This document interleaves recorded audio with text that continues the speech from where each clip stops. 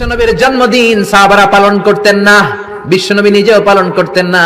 লেখছে মিলাদ কিয়াম কি কোরআনে আছে না হাদিসে আছে? থাকলে হাদিসের নামটা বলবেন, আর কোরআনে থাকলে সূরার নামটা বলবেন। মিলাদুন নবী বা রসুলের জন্মদিনকে কেন্দ্র করে উৎসব পালন বা বিভিন্ন অনুষ্ঠান পালনের সূচনা কবে থেকে হলো? এজন্য এগুলি খ্রিস্টানদের অনুকরণ। ক্রিসমাস, খ্রিস্টানরা ঈসা আলাইহিস সালামের জন্মদিন পালন করে। 604 খ্রিস্টাব্দে ক্রুসেড যুদ্ধের সময় তাদের দেখা দেখি কিছু মুসলমান, অজ্ঞ মুসলমানরা এটা ইসলামে ঢুকাইছে। মিলাদের সুন্নত পদ্ধতি কি?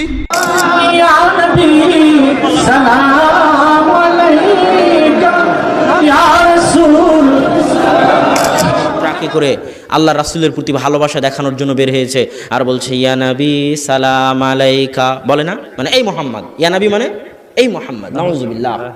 অথচ এই বাক্যের মধ্যে যে আল্লাহ রাসূলের অপমান হয় সেটা কিন্তু আমাদের এই ভাই জানে না।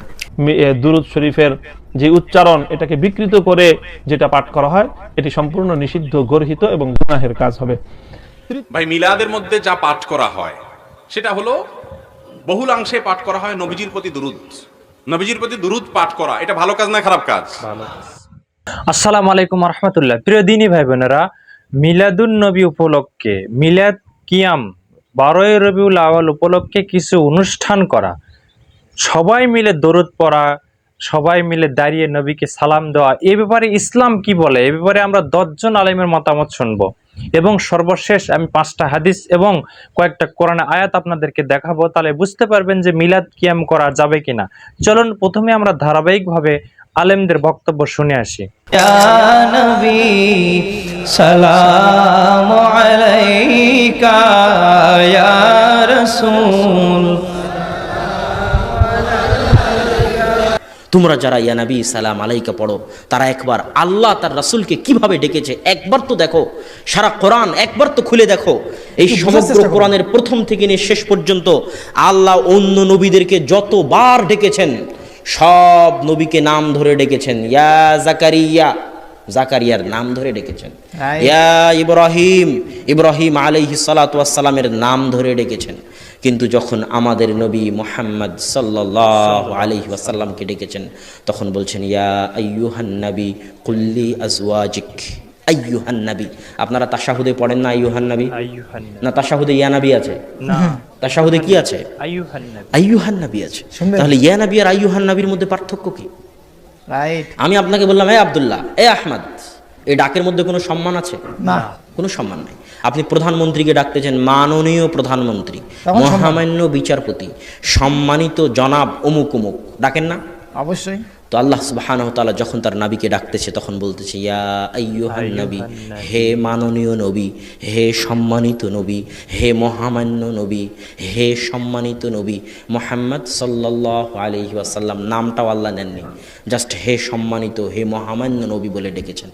আর সেই জায়গায় তারা বলছে ইয়া নবী মানে এই মোহাম্মদ, ইয়া নবী মানে এই মোহাম্মদ, নাউজুবিল্লাহ। আর তারা বলতেছে তারা নাকি আল্লাহ রাসূলের আশিক।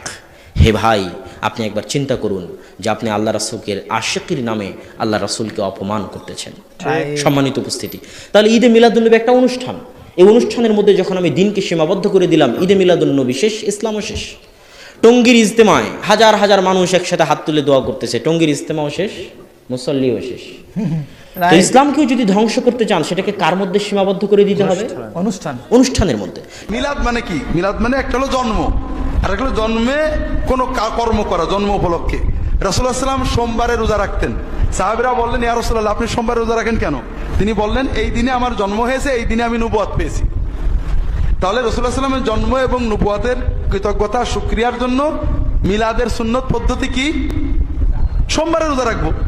যে পারবেন সোমবারে রোজা রাখবেন। বিশ্বনবীর জন্মদিন সাহাবারা পালন করতেন না, বিশ্বনবী নিজেও পালন করতেন না। শুধু যখন জিজ্ঞেস করা হলো কেন রোজা রাখেন, বিশ্বনবী বলেন যেহেতু জন্মেছি, এই জন্মটা আল্লাহ আমার না দিলেও পারতেন, জন্মের শুকরিয়া স্বরূপ আমি রোজা রাখি। সুবহানাল্লাহ।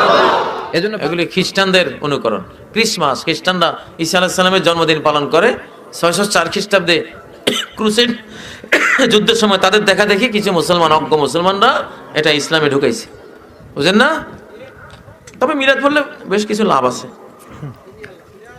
জিলেপিওয়ালার লাভ আছে, আগরবাতিওয়ালার লাভ আছে। মিলাদ যে পড়ায় তার লাভ আছে, কিন্তু কপাল পোড়া গৃহস্থের কোনো লাভ নাই, তার দুনিয়াও গেছে আখেরাতও নেই। মিলাদের মধ্যে কয়েকটি বিষয়ের সম্পৃক্ত রয়েছে। একটা হলো মিলাদের মধ্যে আল্লাহ রাসূল সাল্লাল্লাহু আলাইহি ওয়াসাল্লামের উপর কিছু দুরূদ শরীফ পাঠ করা হয়। তো দুরূদ শরীফ পাঠ করা এটি তো অবশ্যই একটি বরকতময় আমল, অনেক সওয়াবের একটি আমল। আল্লাহ রাসূল বলেছেন, তিনি দোয়া করেছেন, মান সাল্লাল্লাহু আলাইহি ওয়াহিদান সাল্লাল্লাহু আলাইহি আশরান, যে ব্যক্তি আল্লাহর নবীর উপর একবার দুরূদ শরীফ পাঠ করবে আল্লাহ পাক তার উপর 10টি রহম নাজিল করবেন। সুতরাং দুরূদ শরীফ পাঠ করা অত্যন্ত ফজিলতের একটি আমল এবং একটি অত্যন্ত বরকতের আমল এবং আল্লাহ পাকের পক্ষ থেকে রহমত পাওয়ার একটি আমল।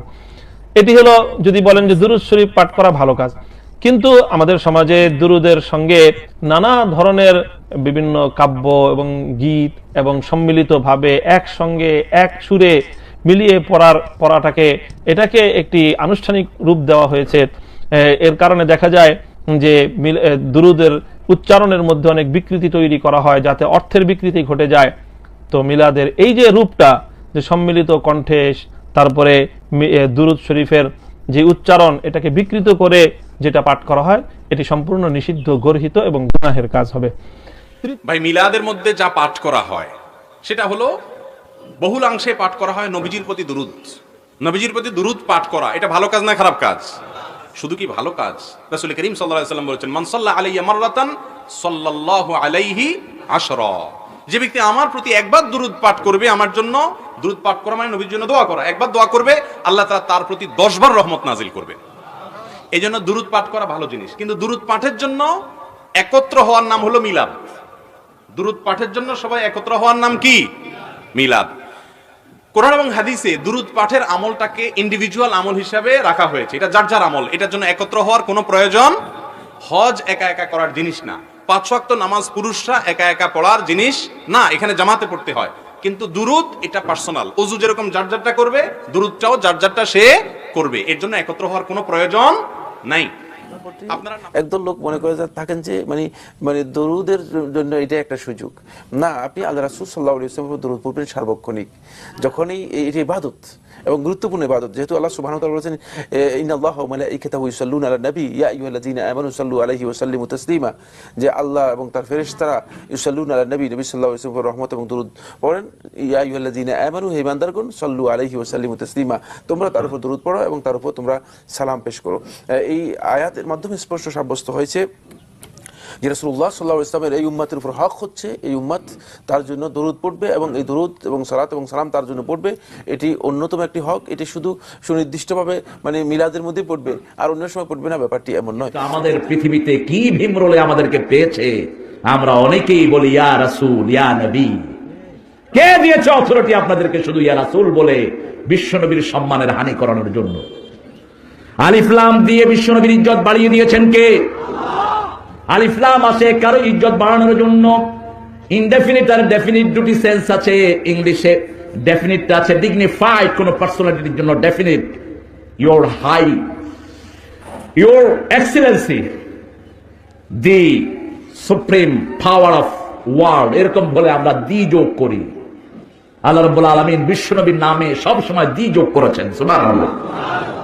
কখনো এটা বাদ দেন নাই। যখন নবী বলেছেন শুধু নবী বলেন নাই ইয়া আইয়ুহান নবী, যখন রাসূল বলেছেন শুধু রাসূল বলেন নাই ইয়া আইয়ুহার রাসূল, বিশ্বনবীর মর্যাদা দিয়েছেন। আবার সারা কোরআনের কোথাও ইয়া মুহাম্মদ বলে ডাকেন নাই। যতবার মুহাম্মদ বলেছেন আল্লাহ নিজে বিশ্বনবীর রিসালাতের পরিচয় দিয়েছেন। কে দিয়েছেন? যখনই বলেছেন মুহাম্মদ, আল্লাহ বলেছেন মুহাম্মদ আমার রাসূল, ওয়া মা মুহাম্মাদ ইল্লা রাসূল قد خلت من قبله الرسل محمد رسول الله صلى الله। মিলাদ কিয়াম জায়েজ আছে, এটা একবার কোনো দলিলই নাই, এগুলি ভুয়া জিনিস। মিলাদও নাই, কিয়ামও নাই, ভুয়া জিনিস। জন্ম মিলাদ মানে কি? নবীজির জন্ম বৃত্তান্ত আপনি আলোচনা করবেন, শুনবেন, অসুবিধা নেই, কিন্তু গদ করে এক জায়গায় বসে বসে যা করা হয় এটা ঠিক না। এটা রাসূলের যুগে সাহাবীদের যুগে ছিল না, পরবর্তীতে মানুষ এগুলো বানিয়েছে। জায়েজ আছে কিনা। অনেকদিন পর এই প্রশ্ন শুনলাম। এটি মানে এমন প্রশ্ন যে আমাদের সকলেই জানা থাকার কথা। সেটা হচ্ছে রাসূলুল্লাহ সাল্লাল্লাহু আলাইহি ওয়াসাল্লাম এর উপর আমাদেরকে আল্লাহ সুবহানাহু ওয়া তাআলা দরুদ পড়তে বলেছেন, কিন্তু দরুদের নামে পরবর্তী সময়ে ইসলামের মধ্যে একটি নতুন মানে উদ্ভাবন করা হয়েছে, নতুন একটি কাজ ইসলামের মধ্যে সংযোজন করা হয়েছে, সেটি হচ্ছে মিলাদ এবং কিয়াম। এটা মূলত মানে ইসলামের প্রথম যুগে আল্লাহ রাসূল সাল্লাল্লাহু আলাইহি ওয়াসাল্লামের সময় ছিল না, এবং খুদ রাসূলুল্লাহ সাল্লাল্লাহু আলাইহি ওয়াসাল্লাম নিজেও করেননি, সাহাবীদের সময় ছিল না, তাবিদের সময় ছিল না, তবে তাবিদের সময় ছিল না, আইমাতুল ইজতিহাদের সময় ছিল না, এবং এটি খুবই পরবর্তী সময়ে প্রায় 500-600 বছর পরে মূলত এটি একদল লোক আবিষ্কার করেছে, এবং সেটা একটা প্রেক্ষাপট আছে, অনেক দীর্ঘ প্রেক্ষাপট আলোচনা করার সুযোগ নেই। মিলাদুন নবী বা রসুলের জন্মদিনকে কেন্দ্র করে উৎসব পালন বা বিভিন্ন অনুষ্ঠান পালনের সূচনা কবে থেকে হলো? আমার সাথে বলেন 604 হিজরি। এটা মনে থাকবে নি? আচ্ছা, এটা মনে রাখলে এবার আলোচনাটা শুনেন। ইরাকের একটা শহর আছে মসুল। কি শহর? এই মসুল শহর, এই শহরের একজন বাদশাহ ছিল, তার নাম বাদশাহ আবু সাইদ মুজাফফর কাউকারি, কেউ তার নাম আরেকটা লেখছে, কিন্তু আবু সাইদ মুজাফফর একটু ঠিক আছে। তার মৃত্যু হলো 630 হিজরিতে। এই বাদশাহ আবু সাইদ মুজাফফর কাউকারি সর্বপ্রথম 604 হিজরিতে আবুল খাত্তাব উমর ইবনে দিহিয়া নামক এক আলেমের মাধ্যমে সর্বপ্রথম 12ই রবিউল আউয়াল রসুলের জন্মদিনে আনন্দ উৎসব পালন করা শুরু করে। কি নাম বাদশার নাম? আবু সাইদ। কি নাম? আবু সাইদ। পুরো নামটা আবু সাইদ মুজাফফর কাউকারি, পুরো মনে রাখা আবু সাইদ। আর একজন হুজুরের মাধ্যমে শুরু করছে, ওই হুজুরের নাম আবুল খাত্তাব ওমর ইবনে দিহিয়া। এই হুজুরের মৃত্যু হলো 633 হিজরিতে। ওনার মাধ্যমে 12ই রবিউল আউয়াল সর্বপ্রথম তারা উৎসব পালন শুরু করে। আচ্ছা, এই ব্যক্তি যিনি ওমর মানে আবুল খাত্তাব ওমর, তার ব্যাপারে ইবনে হাজার আসকালানী লিসানুল মিজান কিতাবে লেখছে কাসীরুল ওয়াকিআ ফিল আইম্মাতি ওয়াস সালাফ মিনাল উলামা। এই লোকটা উলামায়ে কেরাম এবং ইমামদের ব্যাপারে খুব জঘন্য ভাষা ব্যবহার করত। এই লোকটা শাদীদুল কিবরি, লোকটা ছিল অহংকারী। লোকটা কি ছিল বলেন তো? খবিসুল লিসান, লোকটার ভাষা ছিল খুব খারাপ। বর্তমান যুগেও দেখবেন আহলে হক আলেমদের বিরোধিতা যারা করে, তাদের প্রধান অস্ত্র মুখের ভাষা খারাপ করে। প্রধান অস্ত্র মুখের ভাষাটা খারাপ করবে, এটা প্রধান অস্ত্র। আমি এ পর্যন্ত একটা ভাষা খারাপ বলছি বলেন? আমি আপনাদেরকে বলছি দলিলের আলোকে, এখন আমি তো বলে গেলাম, এরপরও দেখবেন আমাকে গালিগালাজ করতেছে। তো ইবনে হাজার আসকালানী রহমতুল্লাহি আলাইহি বলেন, এই লোকটা খবিসুল লিসান, তার ভাষা ছিল খুব খারাপ। উলামায়ে কেরাম ইমামদের ব্যাপারে জঘন্য ভাষা ব্যবহার করত। শাদীদুল কিবরি, প্রচন্ড অহংকারী ছিল। মুতাহাওয়িনা, অলস টাইপের ছিল। কি টাইপের ছিল? বর্তমান যুগে যারা আমাদের নিকট অনেক বড় আলেম, এই অনেক বড় হওয়ার পরেও এরা বেদাতেরকে যখন প্রমোট করে, বেদাত প্রমোট করতে গিয়ে দেখবেন কথা বলার স্টাইল এমন, দেখলেই বোঝা যায় কথা থেকে প্রচুর পরিমাণে অহংকার ঝরে পড়তেছে। অহংকার প্রচুর। মুতাহাওয়িনা অলস, আর শাদীদুল কিবরি প্রচন্ড অহংকারী বলছে ইবনে হাজার। এখন এটা জানলাম আমরা 6 নম্বর আলোচনা। তো বলেন তো, রসুলের জন্মকে কেন্দ্র করে কোন উৎসব এটা কবে থেকে শুরু হয়? 604 হিজরি। কোন দেশে? ইরাক। কোন শহর? মসুল শহর। সর্বপ্রথম শুরু করছে আবু সাইদ নামে একজন, যেই হুজুরে দিয়ে শুরু করছে তার নাম আবুল খাত্তাব ওমর ইবনে দিহিয়া। আচ্ছা, 7 নম্বর আলোচনা, রসুলের জন্মদিনে আমাদের কি করণীয়, কি করা দরকার?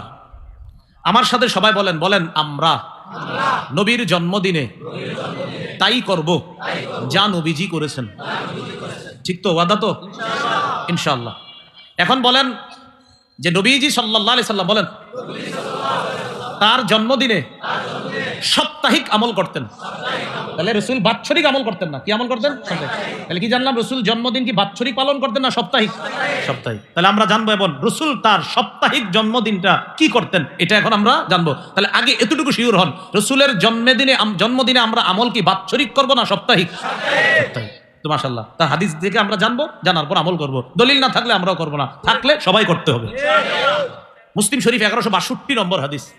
মাদ্রাসা পাঠ্যপুস্তক অনুসারে মোট হাদিস সংখ্যা হবে 3033টা, এই অনুযায়ী 1162। এবার রাসূল সাল্লাল্লাহু আলাইহি সাল্লামকে প্রশ্ন করা হলো, ওয়াসুইলা আন সাওমি ইয়াউমিল ইসনাইন, হুজুর সোমবারের রোজার ব্যাপারে জানতে চাই। একটু সুবহানাল্লাহ পড়েন। সুবহানাল্লাহ। নবীজি জবাব দিলেন, ফিহি উলিদতু, এটা এমন দিন, ইয়াউমুন ফিহি উলিদতু অথবা উলিদতু ফিহি, এটা এমন দিন যেই দিনে আমি জন্ম নিছি। সুবহানাল্লাহ। ওয়া বুইসতু, এটা এমন দিন, ওয়া বুইসতু যেই দিন আমাকে নবুয়ত দেওয়া হয়েছে। আও উনজিলা আলাইয়া, এই সোমবারে আমার উপর কোরআন নাজিল করা হয়েছে। হুজুর সোমবারের রোজা, রাসূল কয়, আরে এই দিন তো আমার জন্ম, এই দিন আমার নবুয়ত দেওয়া হয়েছে, এই দিন আমার উপর কোরআন নাজিল করা হয়েছে, তাই আমি এই দিনে রোজা রাখি। সুবহানাল্লাহ। কিবারে? সোমবার কি বছরে একদিন? তাহলে সোমবার কি বাৎসরিক না সাপ্তাহিক? রাসূল সাল্লাল্লাহু আলাইহি সাল্লাম জন্মদিন কি বাৎসরিক পালন করতেন না সাপ্তাহিক? তো যদি আপনার মনে হয় যে না আমি নবীর জন্মদিনে আমল করব, তো রাসূল যা করেছেন তা করেন। সেটা হলো সারা বছর রাসূল সাপ্তাহিক সোমবারে রোজা রাখতেন। সোমবারে নবীর জন্মে যদি কেউ রোজা রাখে সে প্রকৃত আশিক রাসূল। সে কি রাসূল? আশিক রাসূল। আমরা যে মিলাদ পড়ি, মিলাদের মধ্যে কি পড়ি বাবা? দুরূদ শরীফ পড়ি। যে মৌলবী এই বয়সে মিলাদ পড়া কোরআন আসেনি, হাদিসে আসেনি, এই বয়সে জানতে চায়, তাহলে এর কপাল খারাপ। কপালের মধ্যে শনি লাগছে, কথা কোন ঠিক? আরো বড় করে কোন? মিলাদ হইল নবীর জীবন বৃত্তান্ত। মিলাদ মানে কি? নবীজির জীবন, নবীজির জীবনী নিয়ে আলোচনা, নবীজির শানের উপরে মানকাবাত, নবীজির উপরে দরুদ পড়া। নবীজির মিলাদ যদি না হইতো পৃথিবী হইতো? এটা কি পৃথিবী হইতো? এই জন্য আস্তে কথা বলেন না। কিছু জিনিস আছে প্রশ্ন করলে হিসাব করে প্রশ্ন করবেন, কিছু প্রশ্ন আছে প্রশ্ন করলে কি করবেন? হিসাব করে কথা বলবেন। ইয়া আইয়ুহাল্লাযিনা আমানু সাল্লু আলাইহি ওয়া সাল্লিমু তাসলিমা। সারা জীবনে আয়াতটা শুনছেন না? তো এই আয়াতের অর্থটা শুনতেন না? আল্লাহ বলছেন, হে ঈমানদারগণ, তোমরা নবীজির উপরে দরুদ পড়ো। তা আমরা মিলাদের মধ্যে কি পড়ি? ওয়া সাল্লিমু, এবং সালাম দাও। আমরা কিয়ামত দ্বারা কি করি? এটা ডাইরেক্ট কোরআন শরীফের মধ্যে আছে না নাই? আর যারা আছে না নাই? এখন আমি বলে দিছি আয়াতটা, যারা জানতে চাইছেন তার আগে বলবেন যে 30 পারা কোরআন খুঁজা যায় আয়াতটা বাড়ি করতো। কত সোজা না ফতুয়া? কথা কোন ঠিক না? আল্লাহ আমরা সকলকে বোঝার তৌফিক দান করুক, আমিন কোন। আসেন দাঁড়িয়ে নবীর সালাম দে ইয়া নবী। জাযাকাল্লাহ খায়রান। আপনারা যারা শেষ পর্যন্ত দেখেছেন আশা করি বিষয়টা বুঝতে পেরেছেন। দেখেন, বাংলাদেশের প্রায় অধিকাংশ বিজ্ঞ আলেমরাই বলছে যে মিলাদ কিয়াম এটা বিদাত। এটা রাসূল সাল্লাল্লাহু আলাইহি ওয়াসাল্লাম মৃত্যুর 600 বছর পরে ইরাকের একটা শহরে এটা আবিষ্কার করা হয়েছে, যেটা আরিফ বিন হাবিব বললেন, যেটা মুফতি কাজী ইব্রাহিম বললেন, এবং গিয়াসউদ্দিন তাহেরি যে দলিল দিলেন সূরা আহজাবের 56 নম্বর আয়াত, সম্ভবত, তোমরা নবীর উপর দরুদ পড়ো এবং তাকে সালাম দাও। দেখেন, এই আয়াতের ব্যাখ্যায় সহিহ মুসলিমে একটা হাদিস এসেছে, রাসূল সাল্লাল্লাহু আলাইহি ওয়াসাল্লামকে জিজ্ঞাসা করা হলো, হে আল্লাহ রাসূল, আমরা তো আপনাকে সালাম দিতে জানি, সাক্ষাতে আপনাকে সালাম দিই, আসসালামু আলাইকুম ওয়া রাহমাতুল্লাহ, কিন্তু দরুদ তো পড়তে জানি না। তখন রাসূল সাল্লাল্লাহু আলাইহি ওয়াসাল্লাম সাহাবা একরামকে দরুদে ইব্রাহিম শিক্ষা দিলেন। সহিহ মুসলিমের দরুদ পাঠ প্রসঙ্গ অধ্যায় খুললে হাদিসটা পেয়ে যাবেন। দেখেন, মিলাদ কিয়ামকে বিজ্ঞ আলেমরা বেদাত বলছে। বেদাত করলে কি হবে এটা একটু দেখেন। আগে প্রথমে আপনারা সূরা হাসরের 7 নম্বর আয়াতটা দেখবেন। এখানে আল্লাহ বলেছেন, ওমা আতাকুমুর রাসূলু ফাকুজুহু ওমা নাহাকুম আনহু ফান্তাহু। রাসূল যা তো আপনাদেরকে দেন সেটা গ্রহণ করো, আর তিনি তোমাদেরকে যা থেকে নিষেধ করেন তা তোমরা বর্জন করো। আয়াতের প্রথম অংশ দেখেন যে আল্লাহ বলেছেন, ওমা আতাকুমুর রাসূলু ফাকুজুহু, রাসূল যা তোমাদেরকে দিয়েছেন তা তোমরা গ্রহণ করো। দেখেন, রাসূল সাল্লাল্লাহু আলাইহি ওয়াসাল্লাম আমাদেরকে মিলাদ দিয়ে যাননি, সাহাবা একরাম মিলাদ পড়েননি। রাসূল সাল্লাল্লাহু আলাইহি ওয়াসাল্লাম মৃত্যুর 600 বছর পরে ইরাকে এটা চালু হয়েছে। এটা কখনো ইবাদত হতে পারে না। দেখেন, কোনো আমল যদি আপনি করেন সেটা যদি রাসূল সাল্লাল্লাহু আলাইহি ওয়াসাল্লামের নির্দেশ না থাকে তাহলে আপনার কি হবে? দেখুন, আপনারা যদি সহিহ মুসলিমের হাদিসটা দেখেন, আয়েশা রাদিয়াল্লাহু তাআলা আনহা বলেন, রাসূল সাল্লাল্লাহু আলাইহি ওয়াসাল্লাম বলেছেন, যে ব্যক্তি আমার এই দিনে নতুন কিছু উদ্ভাবন করবে যা তার অন্তর্ভুক্ত নয় তা প্রত্যাখ্যাত। সহিহ বুখারী এবং মুসলিমের হাদিস। দেখেন, এখানে বলা হয়েছে যে ব্যক্তি আমার এই দিনে নতুন কিছু উদ্ভাবন করবে তা তার অন্তর্ভুক্ত নয়, তা প্রত্যাখ্যাত। আপনি যদি মিলাদ কিয়াম তৈরি করে থাকেন তাহলে সেটা গ্রহণযোগ্য নয়, সেটা বাতিল। এরপরে দেখেন, আয়েশা রাদিয়াল্লাহু তাআলা বলেন, রাসূল সাল্লাল্লাহু আলাইহি ওয়াসাল্লাম বলেছেন, কেউ যদি কোনো আমল করে সে আমলের উপর আমার কোনো নির্দেশনা না থাকে তা প্রত্যাখ্যাত। দেখেন, আপনি যদি কোনো আমল করে থাকেন এর উপর রাসূল সাল্লাল্লাহু আলাইহি ওয়াসাল্লামের নির্দেশনা থাকতে হবে। এটাও বুখারী এবং মুসলিমের হাদিস। এরপরে বলা হয়েছে, রাসূল সাল্লাল্লাহু আলাইহি ওয়াসাল্লাম বলেছেন, তোমরা আমার সুন্নাত এবং খোলাফায়ে রাশিদিনের সুন্নাতকে শক্তভাবে আঁকড়ে ধরো, দিনের মধ্যে নতুন কিছু উদ্ভাবন করা থেকে বেঁচে থাকো। নিশ্চয় প্রত্যেক নতুন উদ্ভাবন হচ্ছে বিদাত, আর প্রত্যেক বিদাতই হচ্ছে ভ্রান্ত। অন্য বর্ণনায় রয়েছে প্রত্যেক পথভ্রষ্টই হচ্ছে জাহান্নামী। দেখেন, আপনি যদি বিদাত করে থাকেন আপনার শেষ পরিণাম হবে জাহান্নাম। এটা নাসাই, তিরমিজি, আবু দাউদ, প্রায় 4টি হাদিস গ্রন্থে হাদিসটি রয়েছে। আপনারা যদি বাংলা মিশকাত প্রথম খণ্ড 158 নম্বর হাদিস দেখলে হাদিসটা পেয়ে যাবেন। এরপরে দেখেন, আপনি যদি বিদাত করে থাকেন, মিলাদ, কিয়াম, ফরজ সালাদের পরে সম্মিলিত মোনাজাত, যেগুলো মিলাদ বেদাত আমাদের সমাজে চলছে, তাহলে আপনার নফল ফরজ কোনো ইবাদত কবুল করা হবে না। দেখেন রাসূল সাল্লাল্লাহু আলাইহি ওয়াসাল্লাম বলেছেন, আয়ুর নামক স্থান হতে সায়ুক নামক স্থান পর্যন্ত হচ্ছে হারাম এলাকা। কেউ যদি এখানে বিদাত করে অথবা বিদাতকে আশ্রয় দেয়, তার উপর আল্লাহর পক্ষ থেকে এবং সকল ফেরেশতা, সকল মানুষের পক্ষ থেকে অভিশাপ, তার নফল ফরজ কোনো প্রকার ইবাদত কবুল করা হবে না। বুখারী, মুসলিম। বাংলা মিশকাত পঞ্চম খণ্ড খুলবেন, 2608 নম্বর হাদিস। দেখেন এই হাদিসে বলছে যে কেউ যদি বিদাত করে তার ফরজ নফল কোনো ইবাদত কবুল করা হবে না। তাছাড়া আরেকটা হাদিসে বলা হয়েছে তাকে হাউজের কাউসারে পানি পান করা থেকে বিরত রাখা হবে, সহিহ মুসলিমের হাদিস। দেখেন মিলাদ কিয়াম স্পষ্ট বেদাত। আল্লামা দেলোয়ার হোসেন সাইদিরও একটা বক্তব্য রয়েছে। মিলাদ কিয়াম যদি আপনি করে থাকেন তাহলে আপনার ফরজ নফল কোনো ইবাদত কবুল করা হবে না, আপনি জাহান্নামীদের অন্তর্ভুক্ত হবেন, যেটা সহিহ মুসলিমের হাদিসে বলছে। আপনার এই আমল কোনো আমল কবুল করা হবে না। আল্লাহ আমাদেরকে বিদাত বোঝার তৌফিক দান করুক। দেখা হয় পরবর্তী কোনো ভিডিওতে। আসসালামু আলাইকুম ওয়া রাহমাতুল্লাহ।